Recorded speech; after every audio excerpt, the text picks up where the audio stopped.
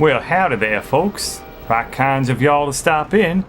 My name is John Boy Ingalls, and I'm a traveling salesman from Daniel's Forge. Alarm clocks is what I trade.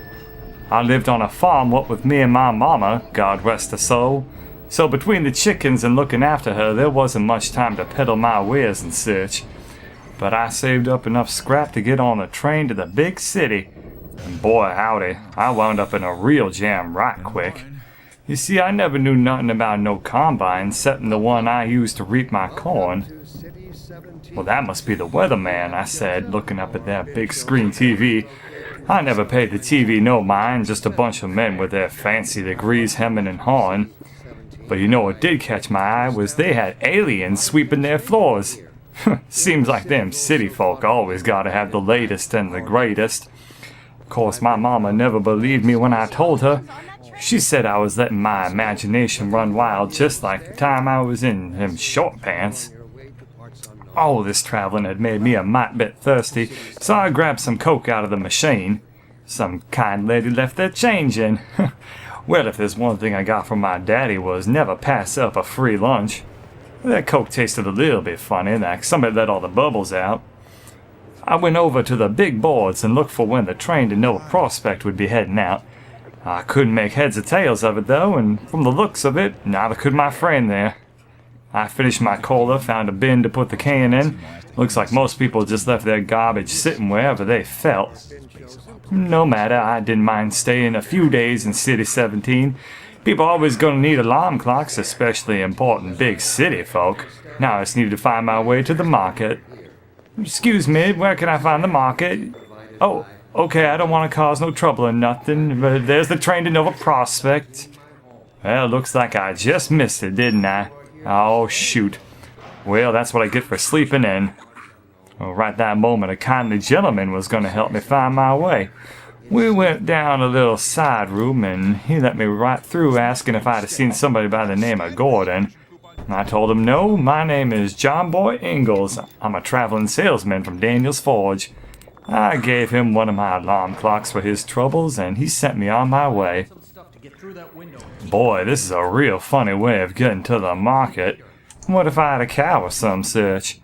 There'd be no way I could get it through the window. But you know them city folk always with their ideas. At least they put a big box on there to break my fall. And they got something right, good old moonshine, some real southern comfort. Well, it was right about then I found myself working near the marketplace. But just then one of them cops asked me for a favor. Well, allow me, sir, my mama didn't raise no litter bug, I said, throwing the can away. He thanked me and we went on our ways. Must have knocked it over carrying around them big sticks all the time. Surely this is the swap meet, but it looks like nobody came with nothing to swap. And there was that big weatherman jabbering away on the TV again. They must really like that show around these parts. Well, shoot. Guess I'll have to come back tomorrow in the morning, I said, making my way for the exit. I looked for a hotel or some nice place to spend the night. Maybe get dinner, share some stories, sing a few songs. Hust. That sure is a funny way of spelling hotel. Why don't they just put up a sign saying what it is? But it doesn't look like there's many vacancies around here anyway. Oh, what's that over there? Oh, it's one of my favorite things. It's a souvenir store. Well, I always like to pick up a little knick-knack of my travels wherever I go. Little keepsakes. My mom calls them clutter, but what does she know? Excuse me, sir, do you know when the swap meet starts? Oh, okay. Never mind. Them city folks sure are standoffish. Not like us people up in Daniel's Forge. And I saw they got these big taxis now that walk around on 3 legs. Looks like I had no choice but to pass through the apartments and see if anybody had any vacancies for traveling salesmen.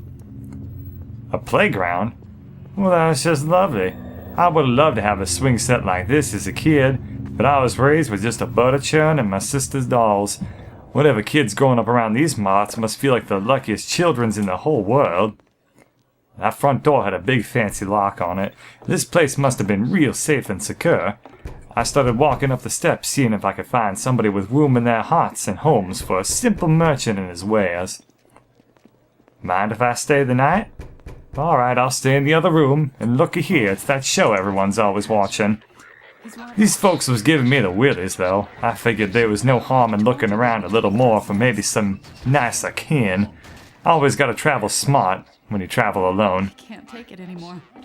Pardon me, y'all got room for a third one? Okay, let me just look around.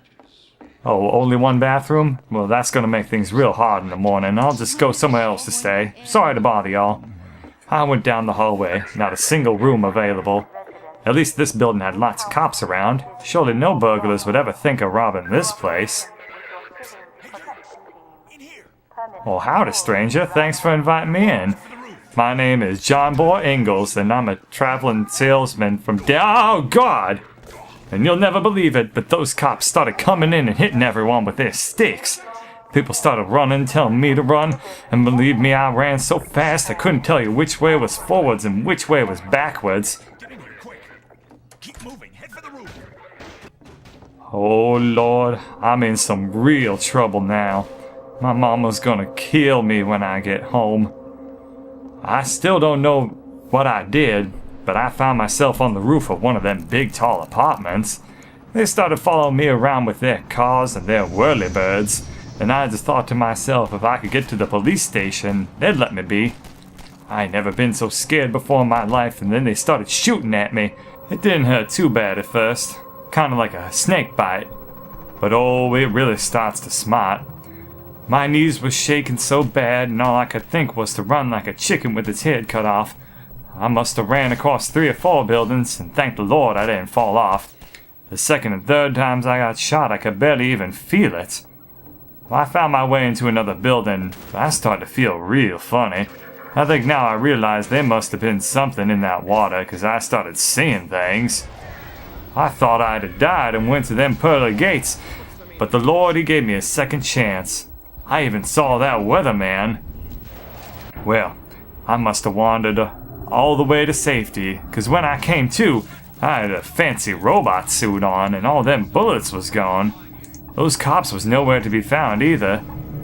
Little did I realize, my troubles was just beginning. I better go find the police station and let them know there's been some kind of mistake. But soon I realized, them police weren't much of the talking types.